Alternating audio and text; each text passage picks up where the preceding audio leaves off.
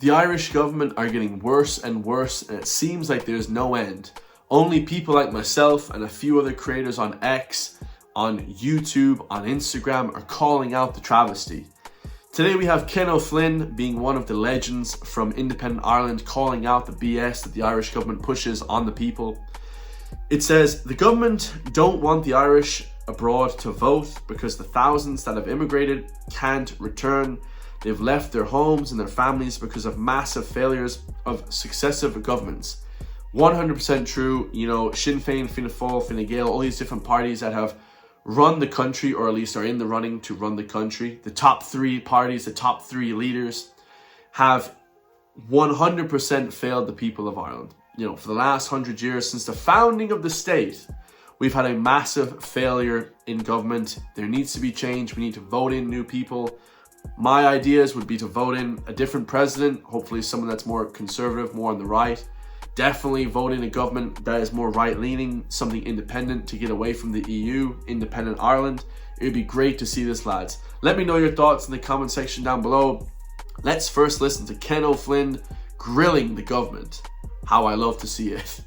But let's call a spade a spade. Why are we disenfranchising the people of the North? Why are we disenfranchising the Irish that live in the United States? And why are we disenfranchising those that are living in the UAE or living in Australia? Because this government is fearful. Because the 80,000, the majority of the 80,000 that are living in Australia, I can guarantee you, are anxious to come home, but have no jobs or no houses to come home to. And perhaps they'll register their disappointment with this government at elections. Perhaps those that are living in the UK that had to leave this country and leave this shore to get jobs and employment because there wasn't opportunities for them here, because they can't make a living here, would register their disappointment with this government and with this politics. The reality here is that the government does not want Irish citizens around the world voting because they know what they have done to those people, that they've cast out of this country, that they have allowed not to come back to this country, that they have not created an environment for those to come back that are anxious to live in their country. That's the reality of life today in Ireland. And it's very disingenuous to see that the government isn't opening up, at least to the presidential election, at least, but this should be carried on to a general election and local and European elections. We have surely Irish citizens should have the right to have a say in their own country, not be disenfranchised. Thank you, Ken. I love it. I absolutely love it. The more and more I listen to Ken Flynn, the more and more I like this guy. This guy is a legend. You know, I'm looking at the different things that he talks about there. We're going to watch the video once again. I'll break it down a little bit more. But he talks about, you know, people want to return home. People, Irish people that have Celtic history, that, you know, their ancestors have lived here for thousands of years. They love Ireland and they want to live here, as do I. But unfortunately, you know, people that I know, close family, you know, close cousins and things, have to move abroad to earn more money because the standard of living in Ireland is very low. You know, there's not a lot of income here. It's just scandalous. I live in the West, okay, the wild Atlantic way. You know, we live in the tourist region. And although there's money to be made from tourism, other sectors like IT, other sectors like, you know, whatever, big sectors that most people can't work in farming. I can't work in farming. I mean, I can do a little bit. You know, I go to the bog every now and again, I suppose, every year. We go pick turf, you know, foot turf, and then we take it home to you know, use it for the fire. But apart from that, you know, there's no real big sectors in Ireland to work from. You know, the teaching sector is failing. Yeah, flipping the Gardaí, nobody wants to be a Gardaí. The public sector, nobody wants to be a flipping firefighter. Nobody wants to be an ambulance driver. They all get paid shit. They get treated like shit. Nobody wants to be a doctor, a lawyer here. They get treated like shite. And then you have to move to Dublin, where Dublin is a complete shit show. That's a whole other, you know, that's a whole other kettle of fish, guys. You know, a whole other flipping breeding ground of crime and destruction. There's mass immigration, mass illegal immigration. They're bringing people over, open borders policy. The crime is rampant. Nobody knows what's going on in the country. He's 100% correct, guys. If there was Irish diaspora in America able to vote, you know, there's like 50 million that have Irish genetics like myself. We have Irish fathers and grandfathers and cousins and family living in the US.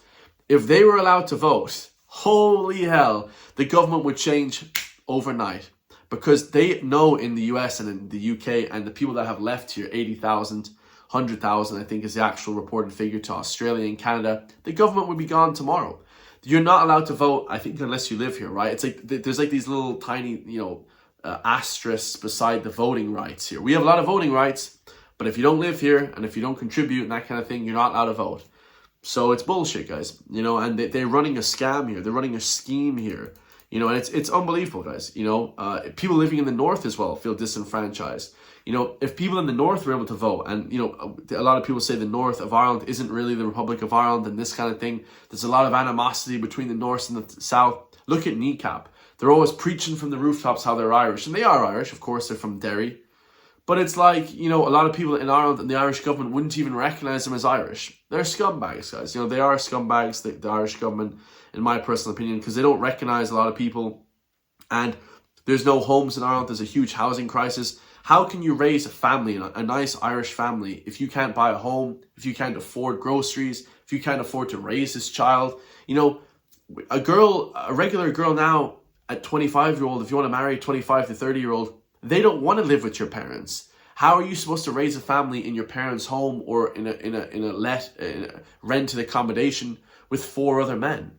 That's nowhere to live. That's bullshit. That's a bullshit way of living, guys. You know, and this is really because the government haven't built enough houses. There's also too many people coming in. I've said this before. A lot of people don't want to blame the immigrants. It's not the immigrants per se. I mean, it is really, but they're taking advantage of the shit system that the government have built. So it's ridiculous, guys.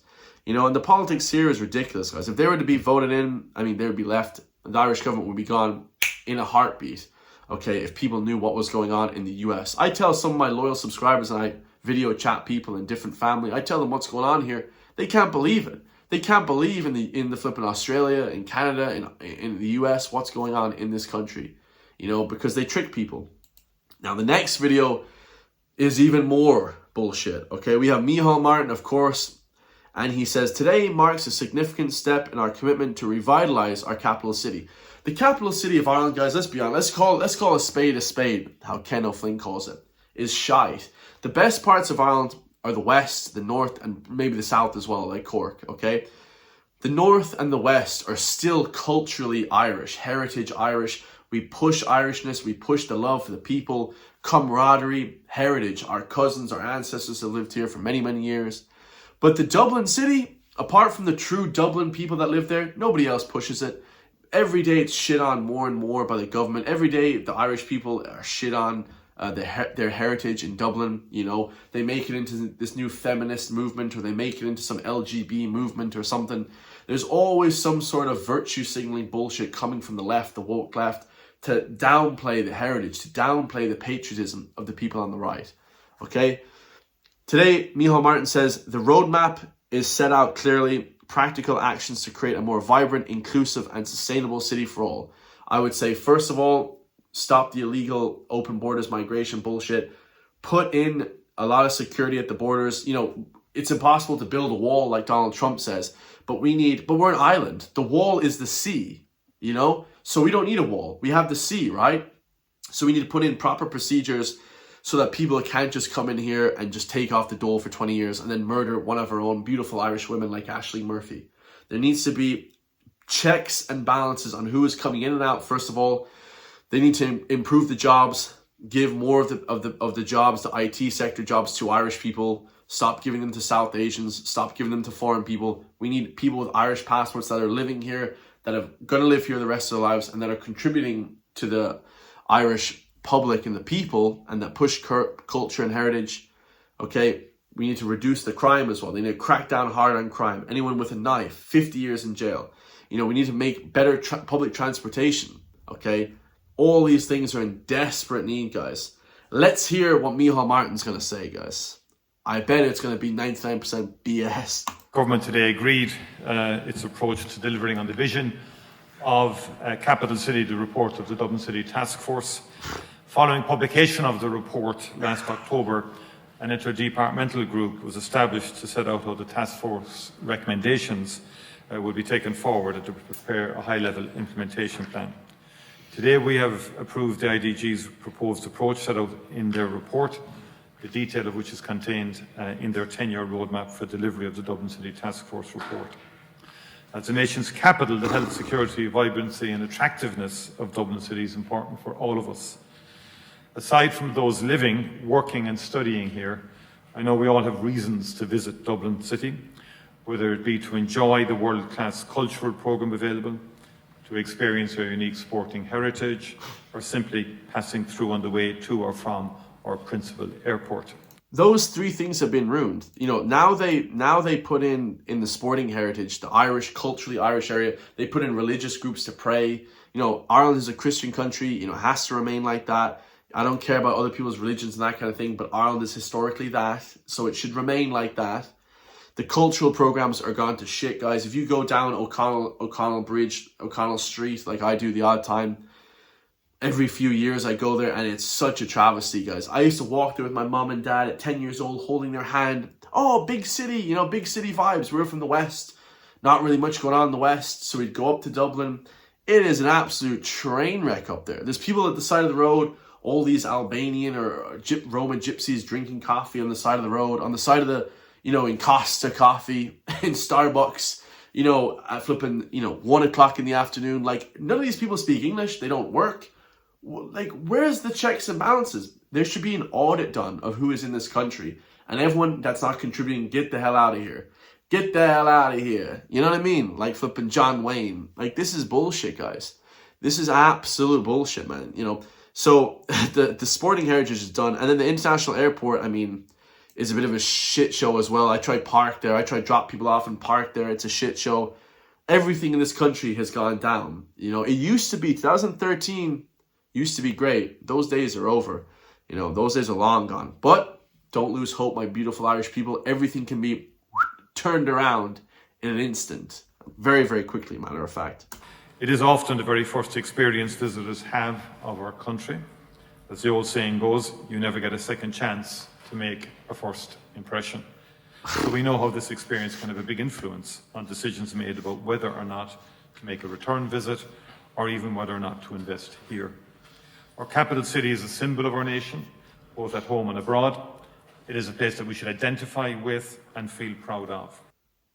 Yeah, we identify with Dublin because it's the capital city, and I love the Dublin people. The Dublin people have great accents. They're very friendly. Everyone's so sound in Dublin.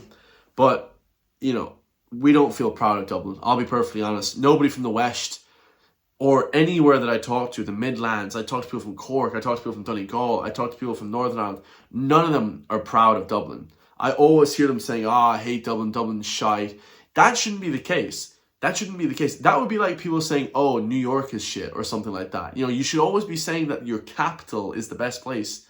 100%, guys. Or someone saying that flipping, I don't know, you know, whatever. Moscow is shit or something like, or London is shit, you know, or Madrid is shit or whatever, Madrid or Barcelona. But, you know what I'm saying, guys? Your capital city should be the iconic place, the Spire, you know. But now when I think of the Spire, I just think of, oh, it's just heroin junkies, you know, just flipping people backing in flipping heroin, you know. And it's just like, this is ridiculous. Absolutely crazy. I would vote Ken O'Flynn absolutely over Micheál Martin. I don't give a shit who says what. I mean, 1000% all day. Let me know your thoughts, guys. I love you all. Hit the subscribe button. Hit the join link if you want to become a member of my channel for just the price of a coffee, €5 a month. And I'll see you all in the next one, guys. Let's keep pushing back against the Irish government. Peace.